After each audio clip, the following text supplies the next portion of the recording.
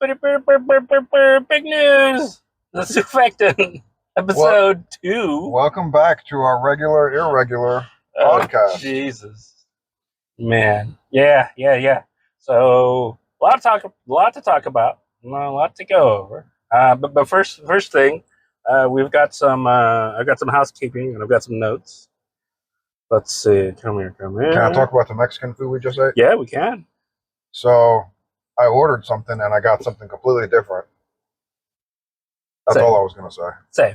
Same. Yeah, we both ordered different than what we got. But that's all right. It was still good.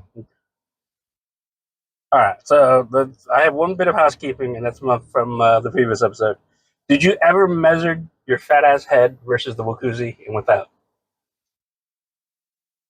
No. There you go. No. There you go. So we got to figure that out next time. I don't think it's that important. Oh, it's very important to me. I think when you wear a Wakuzi, like your head is such a big target that like it doesn't matter. Oh, now you agree with me. Now you agree with me that a Wakuzi makes your fucking head bigger. That makes your target bigger. I just don't want to do it, so I'm gonna submit and agree. Yes. Winner. Chalk that up. 1 for me. All right. So the big thing I want to talk about on today's podcast or today's topic is hiatuses and forced, unforced, like why we take them and coming back from them. Because man, HEMA doesn't have an off season, so like when are you supposed to take a break? How long are you supposed to take a break? And then once you do those things, like how are you supposed to come back? So first thing is like here at 13th, we always had the adage of take care of yourself. Like HEMA will always be here, or will always be here, and that still rings true. So if honestly, if you're going through something and you need to take time away and it's got to be away from HEMA, dude, do it. Like I assure you, but as much as you feel that you are losing out by, or your FOMO is just really bad, like if you can't come back, trust me, like I've been in it I've been in it over a decade, and I've seen so many people leave and not come back. It really sucks. So take care of yourselves. But first off, we've had a really long hiatus from the first episode. I've had a lot of personal issues. Namely, I had 2 very high-profile deaths in my family that just kind of destroyed me, both mentally, financially, and physically. So it's just kind of one of those things of just, hey, you gotta take care of shit. So do it. Other than that, I want to talk to you, Casey, because I know you had. So most of my hiatuses are typically mental and financial. But I think you've had one of the few cases where you just had to stop because you had what was that, the hernia? Yeah, so I myself have taken a few hiatuses. I think the biggest one I took was like a year and a half, and it was right during lockdowns. And I just never really felt comfortable getting back into it. Like, I don't know if it was me being too cautious or me just being lazy and talking myself out of starting stuff up again. But Richard actually stepped in and said, "Hey, let's get out here and swing some swords." Yeah. And it fucking worked. So first off, thank you for that, Richard. Oh, sure. I did get a hernia that I had to get repaired. I don't remember how long I took off of that. That was like a good half a year, if I remember. I'd say so, like about 6 months. But it was at the end of like the big tournament season, so it wasn't as detrimental to my competitive side of fencing, right? Right. I had already competed in the tournaments I wanted to compete in. The other hiatus I took was kind of more recently, right? Because the last time I really fenced was the last time we had that podcast. Yeah. Me personally, I was waiting on some things. I was trying to get insurance for the club, going back and forth with the broker and trying to figure out like who was going to be around and able to actually start classes again once we started. You know, it's like you said, people leave and they don't come back, and it's like from a business perspective, it's how do I keep that engagement if I'm not holding classes, right? Um, so I haven't really reached out to anybody recently. It was just kind of like, hey, we're going to start up once the weather warms up, and now it's like the middle of summer and we're just now starting up again. So I'm not sure if I'm going to have any returning students. Maybe, hopefully, we'll see.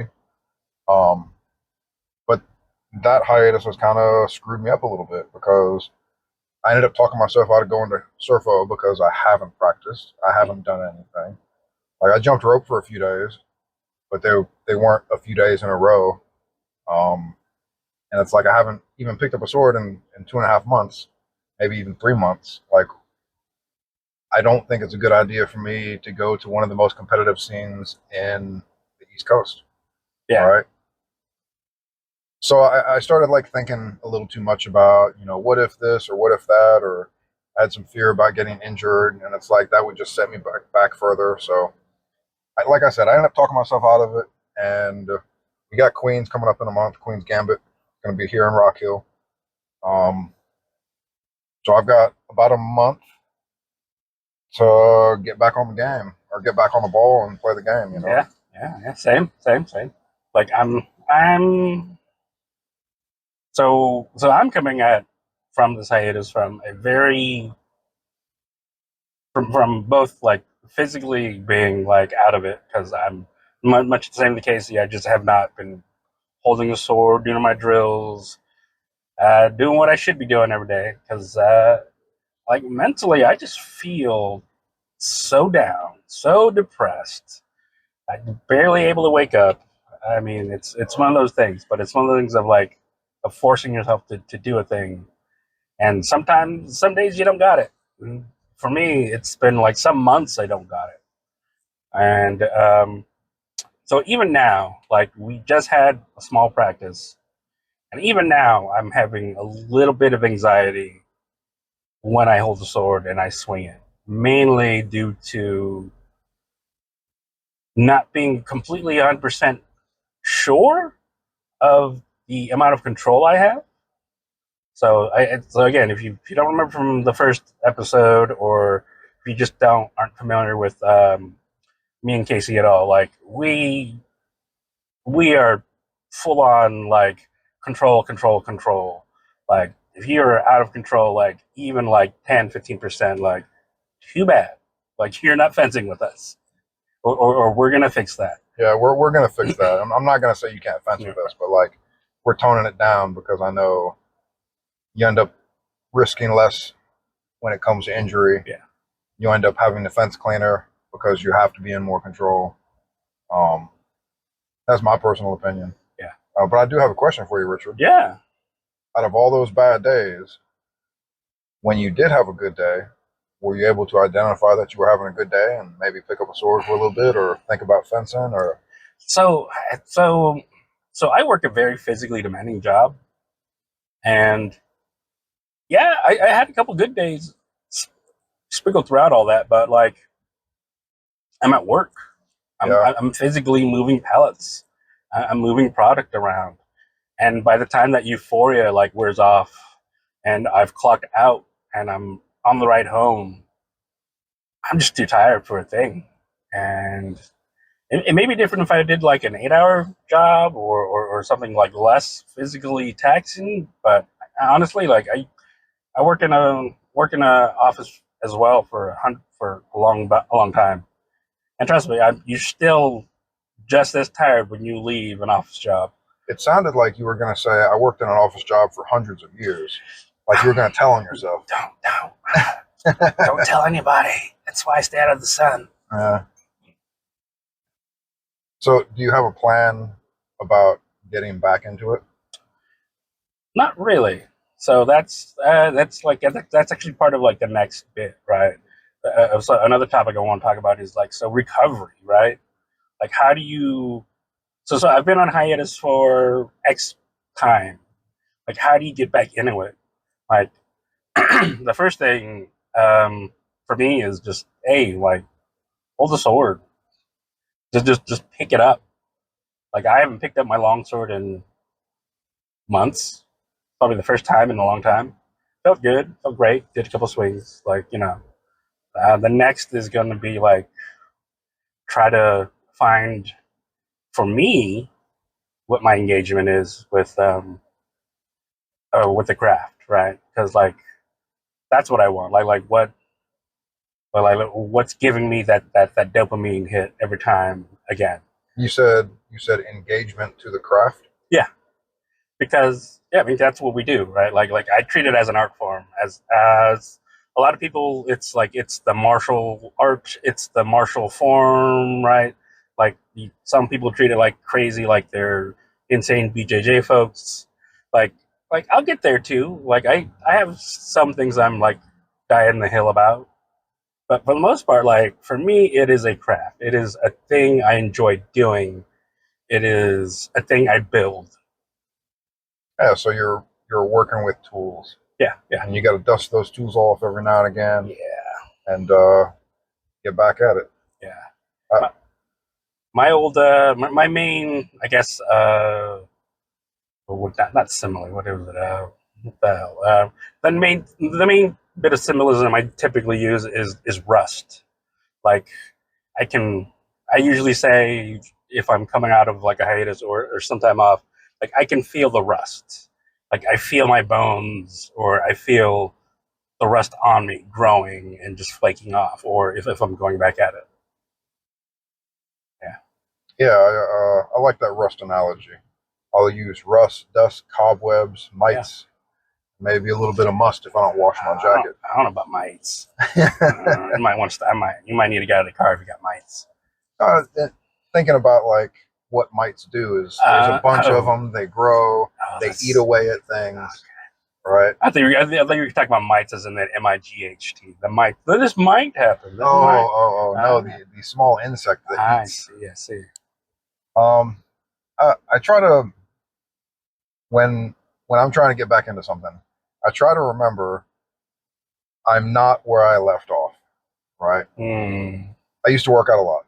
Right. My Mm. maximum bench was my PR bench was 325. There's no way I can load up 325 on a bar right now and get it again. Right. So I have to remember like I got to grab the sword. I got to swing it around a little bit. I got to do a glorified warm up and then call it a day. Mm. Otherwise, you'll get a soft tissue injury, right? It's been like I'm gonna say roughly 3 months since I held class or held practice, and about a month and a half in, I was like, you know what? I got to step outside and I got to do something. I got to swing this around. I got to get some footwork in. And I stepped outside. I jumped rope for 5 or 6 minutes. Nice little warm up. I started going through some footwork, some drills, some cuts, some thrusts, and then I realized if I do any more, I'm probably going to develop tendonitis. So I just went ahead and called it. And I think it's definitely good to give yourself that room to regrow what you lost, physically and mentally, right? Because I, I know Richard knows this, but my mental game when it comes to fencing is needing improvement, right? I have to improve my fencing mentality. So okay, so I guess we could talk about that because that's a good question in general. There's a physical aspect and a mental Right. aspect, right? But so I mean again, so our approaches to events, right? Our approach to competition, to competing. Like I have no stress. I am probably one of the weirdos that like I don't care who's in my pool. Do I know them? Do I know they're good? That's all I care about. Because for me, like I will sleep like a log the entire week up to and during the event. I have no stress whatsoever. Um, my cohort here, though, is like super, super needy. Super needy. bundle of nerves. You are just a raw nerve whenever any sort of competition or event shows up. Oh, okay. Nope, sorry, I was just checking the light. And yeah, like I don't understand that. And yeah, can you talk more about that? Because like I'm sure I may be the weirdo here, but you're probably more the commonplace. And like, yeah, so what's going on with that? So I'm gonna start off with talking about preparing for SOFA. This recent SOFA that just passed in 2025. I had no fencing nerves. I had no like I was sleeping good.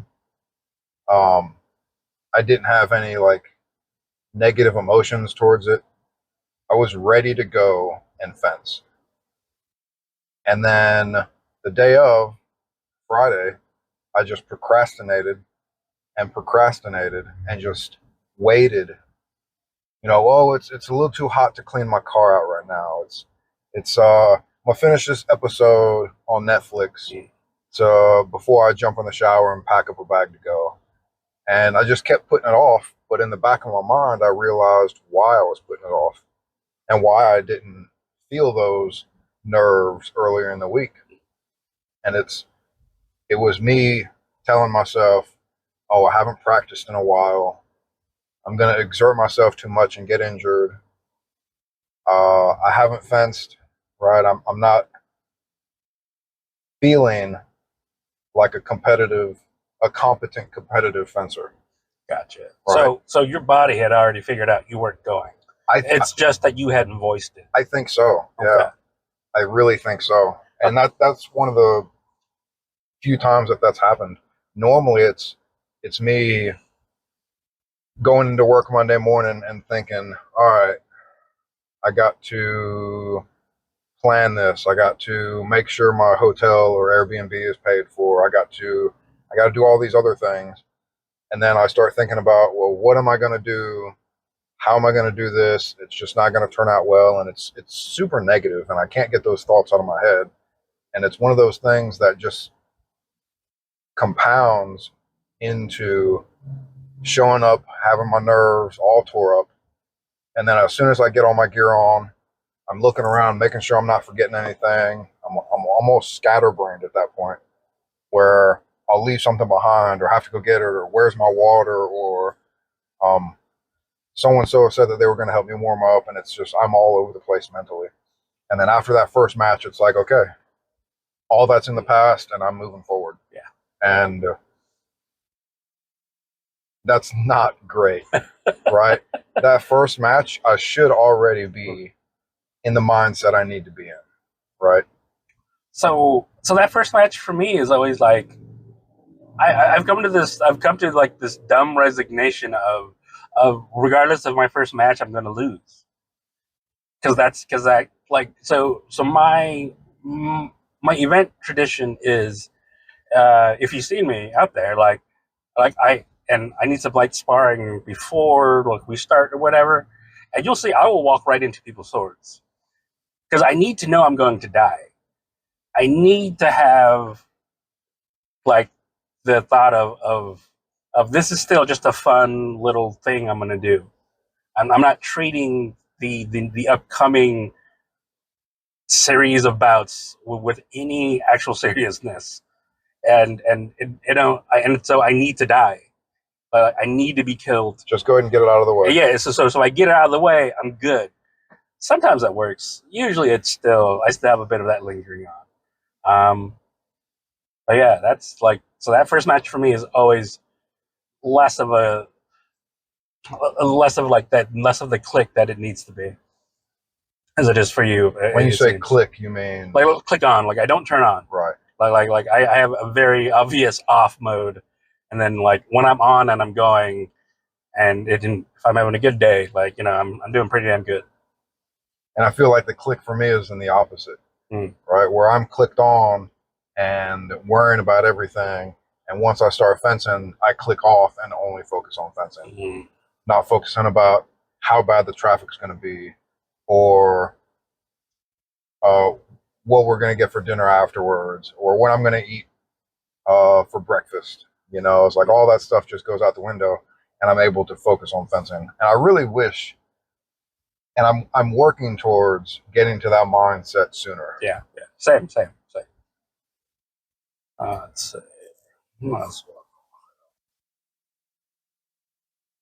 So you want to talk about, or can I talk about class a little bit? Yeah. All right.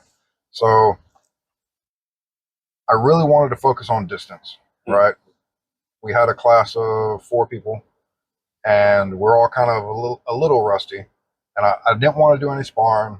I just wanted to ease back into it, do some drills, do some footwork drills, do some nice warm up exercises related to fencing, and really focus on being able to reach out and touch somebody with really good posture. Yeah.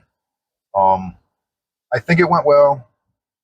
I'm not sure what I would have added or what I would have taken out in terms of a lesson plan. And I don't want to get into super nitty gritty details of the lesson, right? Because it's secretive. Yeah.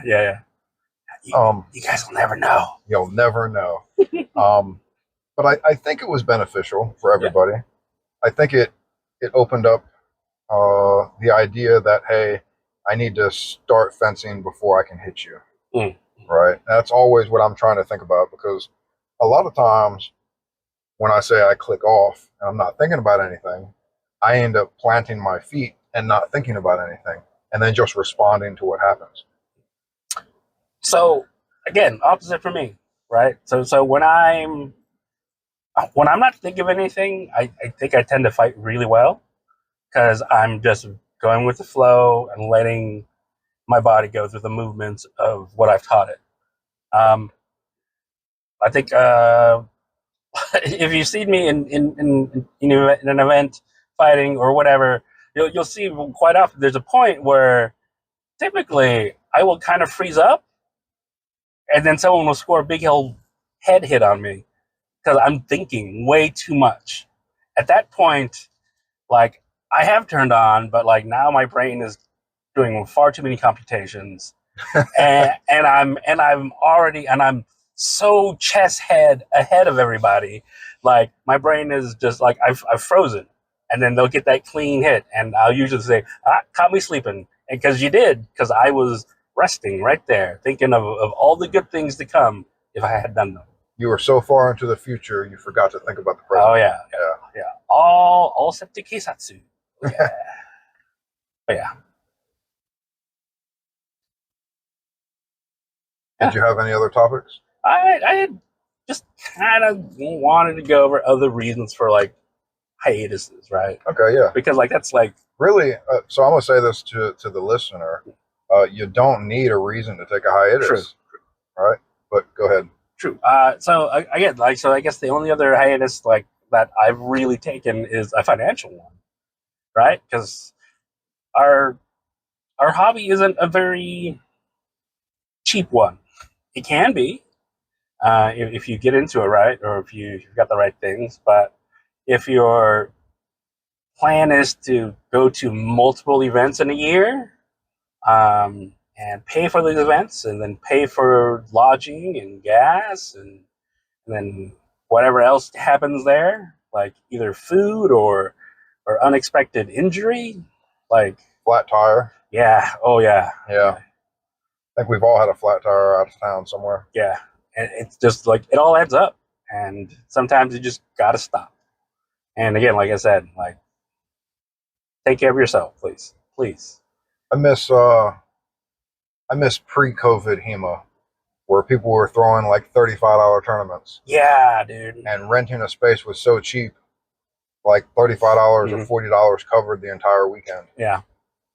You know, nowadays, and this isn't me trying to knock any other schools, but sometimes events cost 200 plus. It's like how as an organizer are you supposed to be able to budget and keep it affordable? Because hell, if you go to a big city and you want to be within 20 minutes of the venue, you're spending over $100 a night. Yeah. Somewhere. You know, maybe even 150. Right? Yeah, dude, that's like, so that 200 per event is like fast becoming like the standard. Yeah, Yeah. it really is, and and I understand it. I completely understand it. But that again, that limits summer events I can attend to like realistically, right? Because like we all have to work. I mean, I'm sure like if like I'm sure to some folks like 200 isn't nothing, but for me like that's a good bit off a paycheck that like could be going towards anything else. And yeah, it's rough, man. Like When he says anything else, he actually means Warhammer minis. no. I don't play Warhammer anymore. Okay, I've okay. transitioned to Trench Crusade, Ah, and I kind of fell back into Heavy Gear Blitz. So let's not talk about my Heavy Gear Blitz thing that okay, I'm doing right now. And okay. also, I bought a shitload of Transformers. That's my bad. That's my bad. But Okay. if you have any questions about that, please feel free to comment and ask Richard, Yeah. and we'll cover it in the next Yeah, podcast. y'all. Magic Square making the most cartoon G1 perfect Transformers in the world right now, y'all. Seriously, get them. Your mock's amazing. The only magic square I know is Myers Square, Oh, okay. because that's a little bit of numbers and magic and math, I No, think. too alchemical for me. I don't do that shit. Alchemical. Mm-hmm. Yeah. That's oh, good. See it. So I do have some drama to talk about. Spill the tea. I think everybody's drank a little tea on this, Okay. and there were a lot of arguments about it. So I unsubscribed from Tryhard. Okay, So I don't know anything that's going on okay, because because all the shit that's gone on in my life, I don't need to be worried about Tryhard. yeah. So it did make Try Hard, but not right away. That's not where I saw it. I Okay. saw somebody else post about it. But apparently in Poland, Oh, is this the tip? yeah. So I've been hearing. I have not seen shit. There, if you want me to, I'll send you the video. I don't know if I want to. Like everyone I've heard talk about it has been like, "Yo, that's really fucking bad." Yeah, I think it's one of the most horrendous recent events that we've had in HEMA, and it's, I think, worth talking about. Okay. Okay. Um, This goes to our tip no tip thing, or is this partially, okay? right? There are a lot of variables that contributed to someone getting pierced into the bicep and having part of their muscle come through their skin. Right, so a pretty dramatic injury. Like if it wasn't in his bicep, it could have been in his chest. You know, that's a few inches to the left or right, Bro. and that's inside your rib cage. Okay. Yeah, send that to me later, I guess. Okay. That's nuts. I guess I'll just go over it. Yeah. Right, and if I'm wrong, let me know. But I don't think so. So I'm not going to stay here or sit here and talk about trying to witch hunt.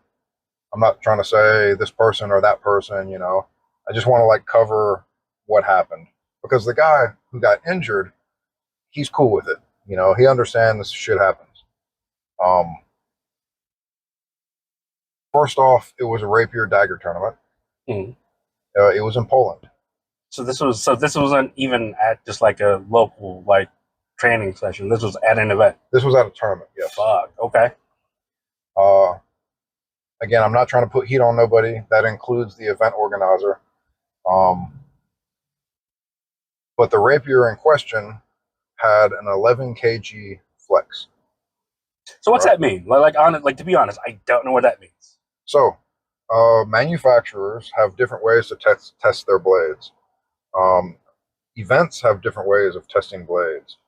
Uh, I think we as HEMA have moved away from the SCA flex test. Okay.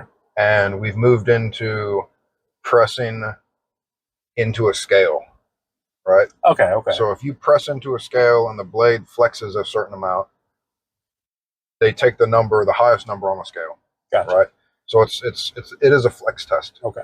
To some degree. 11 kg isn't a lot. But for the rapier, I think the standard flex was around 6 kg. Now, that's almost twice as much stiffness. So when you Okay. watch the two competitors move in together, because it was a double, the one rapier completely flexes and dishes out like it should, and the other one doesn't. It just stays straight, right? So the other notable thing is it went it went through a Spez officer's jacket. Uh, like a 350? Yeah, I believe so. Okay, okay. Which, unbeknownst to me, other people have also come forward and said, yeah, we've had problems with this officer's jacket in the past from Spez, or this is what happened at our training class with a Spez officer jacket. That's crazy. And the topic of Newton rating versus FIE certifications comes up. But then you turn around and you watch FIE modern Olympic fencing get stabbed through their jackets as well, right? So it is something that happens. Although it's very rare, it does happen, and it's something to consider when purchasing your gear, when deciding your level of protection that you want. If he was wearing a hard chest of plastron, it still wouldn't have helped because he got hit in the bicep. Yeah. Right? None of us wear hard plates over our bicep, right? Except for my biceps. Except for my bicep. Check out these guns. Right? American steel. No. The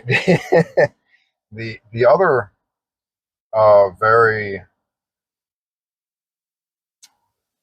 what am I trying to say? The very controversial topic of tip versus no tip. From what I understand, no tip on that? This tournament did not allow tips. Did not allow? What do you mean? Like if I came in with the tip rapier that said take that fucker off? Yes. Bro, what? Yeah. So the maker was, I believe, Krieger. Okay. And the way they make their rapiers is it does taper down, and then at a certain point it squares out. Okay. Into a small, like, rectangular piece. But it was flat. So it did have 90-degree edges on it from the metal. Okay. And it was also much smaller surface area than the other, like a rolled tip or spatulated tip. So you have like this trifecta of questionable gear, stiff sword, no tip protection. And then you start thinking about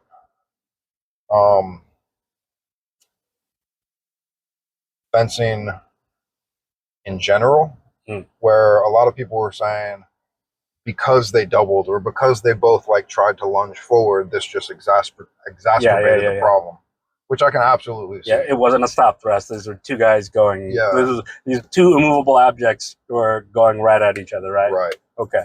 So there's a quadfecta, or even a penta, a pentafecta, right? There's so many things that were going wrong. Maybe changing one of them could have resulted in a lesser injury or no injury. Gotcha. Right? Because apparently he got hit so hard in the bicep, he had chest and neck swelling from the whiplash. Jesus. Right? Now, again, I'm not calling out no names. I'm not. If you're on the internet and these Facebook groups, like, you can see it. But it really, the way people were responding to it really made me question how seriously dangerous people can be when they don't realize what we do is or can be dangerous. Right? It's like I think all the safety in the world isn't going to stop someone from getting hurt if they do something if it's the irresponsible. If it's the perfect storm, right? You're going to get hurt regardless, right? And it doesn't matter what that is. It doesn't have to be chemo. You know, it could be working on your lawnmower or climbing up a ladder. Right? You've got so many things you have to consider. One of the things, like, I think about is like a pre-flight checklist, right? Where you go through even before you start fencing. Does my mask look okay? Is my jacket okay? Yeah. You know, does my tip have, or does my sword have a tip on it? For those of you who want tips on your swords. But even all that considered, there were other factors that I think contributed to this. And I think the biggest thing about this drama is there's more to consider than just tips, right? Okay. When I say that, do I think that he would have been injured if He was wearing like an 800 then jacket? well, even then, the topic comes up is what does 800 mean? True. Right? 800 right. Newton, Yeah. like how is that tested? Yeah. As far as we know, which leads into another topic of modern Olympic fencing certifications, like are insanely expensive to get. And you have to jump through multiple hoops to get them. Mm. No small time or even big time HEMA company is going to put up with the expenses Yeah. and the hoops and the red tape Yeah. in order to get, you know, a certification. Yeah. Right. And the whole thing overall is like, consider what you're doing. It is a dangerous sport, right? Thankfully, as far as I know, no one has died doing HEMA. Have people been seriously injured? Absolutely. Right? You put on all your competitive gear or you're drilling in a park and make a mistake, like you can really hurt somebody. Yeah. And I think in general, people don't realize, hey, what I'm doing is meant to kill somebody. The actions I'm performing is meant to maim, right? These things that I do are from a martial art. And we have to respect that and respect our opponents. Like I don't have any problem if I get hit too hard to say, you know what, I'm gonna go ahead and bow out. Even if it wasn't considered excessive, or even if none of my gear got damaged or my helmet got dented. All right, like, you know what, like I'm just gonna bow out. All right, nothing against you, nothing against the organization or the event holder. Like, this isn't what I signed up for, even though I did sign the waiver. This is a little more intense than I wanted it. Yeah. Right. And I think the intensity is, again, it's a great conversation because you and I can go super intense because we have that rapport. Right. You can't really go super intense with someone you don't know and still be as successful as you want to be in terms of scoring points, maintaining control, staying safe, not injuring yourself with like a muscle strain, right? Like wild shit happens. You know, sometimes it's not anybody's fault. Sometimes it's everything that was involved contributing. You know, it's the conversation between fault and responsibility. Yeah. Right? Jesus. Okay, now I kind of want to see this, but I kind of don't. Yeah.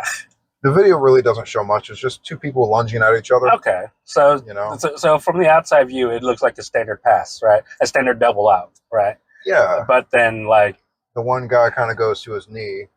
Gotcha. And doesn't move a lot. Okay. So.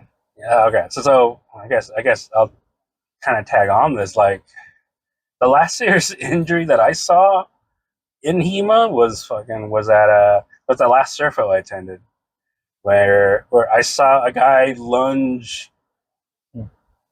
essentially, like, oh, if I remember correctly, it was Mr. Dunblood and someone else, and Mr. John did a picture perfect stop thrust, and the other guy kind of just sort of lunged into it with his throat, and it was one of the worst things I've ever seen and heard. Good Lord. Yeah. Did he get hit in the throat or trachea? I think it was a throat trachea thing. All I know is that like he was fine because he had all his gear on, and I know for a fact that Mr. John Blood felt so damn bad. But dude, yeah, like that was rough. I remember because it was in the ring right next to you, because I think you were having a match in that ring, and it just literally happened right as I turned around and I looked. I recently took thrust to the neck. Oh yeah. Yeah. Oh yeah. Yeah. Bro. Another one. It wasn't the one you're Fuck thinking off! about. Not the one with Carson. No. Oh No. Lord. So here's what happened, right? Most of HEMA is 1-on-1, right? I was doing 2-on-2. Okay. So a thrust comes in from a spear. It hits me in the forehead and it pushes my head up and back. I had already seen another thrust coming in, but my chin was up, right? Like, I'm pretty sure I had exposed skin. And, like, it touched right next to my throat and pushed on it a little bit, but I was fine. Yeah. Right? I didn't get a raspy throat or a raspy voice. I didn't get no skin contusions, no blood, nothing like that. But it was call. It was a super close call, and it's definitely going to change my actions in another 2-on-2 to avoid that from happening. Gotcha. Do I think we need better gear standardization? Like, I think so, right? I really like your plastron, how it comes up over the bib, because now you have 3 layers instead of 2 layers, which goes into the next topic of protection, right? Yeah. If you're really worried about, thrusts, get a plastron, like a hard plastic plastron. So I don't have a hard plastic plastron. What I have is the Spec super customized overlay. It's like a torso overlay. Yeah. It's great. It's perfect. Like, if you're a big fat dude like me and don't like the heat, it's great because you can train fairly safely, take thrusts to the body and the throat. Like, you don't want to do it all the time, but like it's far easier and more mobile and cooler than than putting on like my caftan, which is right now my only other jacket. And that thing sucks. Yeah. Super thick. No, I love it, but it's so fucking hot. Super thick. Yeah. So yeah, I just want to leave with I want to leave y'all with a thought about extra layers for extra protection, especially if you're doing rapier or small sword or anything with a very tiny point of interaction. Right? Now, it comes back to the first episode of the podcast about lighter fetters or sub 2 par fetters or 2 pound fetters, where the blades are getting smaller, things are getting tinier, and that just drastically increases the pounds per square inch on our fabrics, on our bodies, right? So I was looking at what I could do to improve my own protection, right? And depending on how much you're wanting to spend, I found some Dyneema shirts, long sleeve shirts. Okay. Dyneema is a really cool type of fabric weave. We actually use them at work for crane lifts. But the more they're compressed, the harder they get. Okay. So it's almost like a super material, right? They're super hard to cut, super hard to thrust or pierce. And it's what modern Olympic fencing jackets are made out of. It's a layer of stretchy Dyneema. And you come out of pocket $200 or $300 for a shirt, right? That's going to hurt the wallet pretty bad. Ooh, yeah. Right? That's an event. Yeah, that's an event, right? That's a whole weekend. Yeah. Right? So do I recommend everyone go out and buy a $200 or $300 Dyneema long sleeve shirt? No. But if you want more protection, just know that there are things out there that you can supplement your current gear with.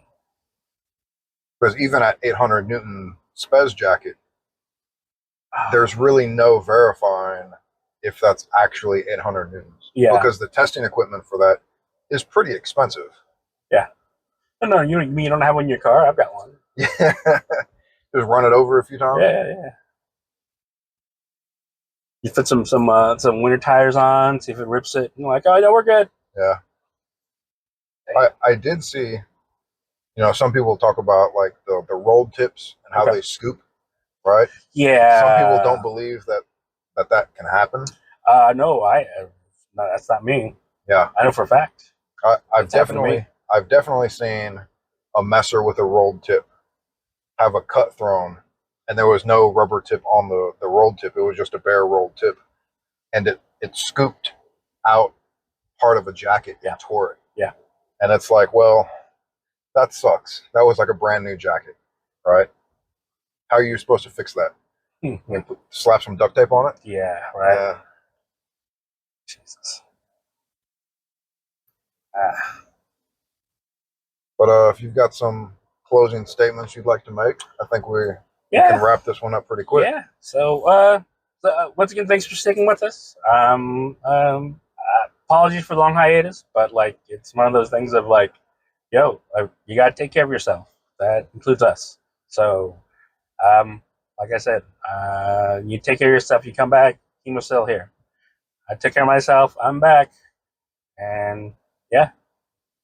You know, when I think about certain things, I always hear Frank Sinatra singing "That's Life." Do do do do do do do do do. He says other things, Yeah, and that's not the tune. But I hear him in my head saying "That's life." And what you don't know is like I really hate Frank. He's terrible. Really? Oh, and I think he's the worst of the Rat Pack. But that's another podcast for another day. I've never really sat down and listened to old music like that. Maybe I'll sit down with you one day and you can teach me which old music to avoid. Yeah. No, Dean Martin all the way. Dean Martin, shout out Dean Martin.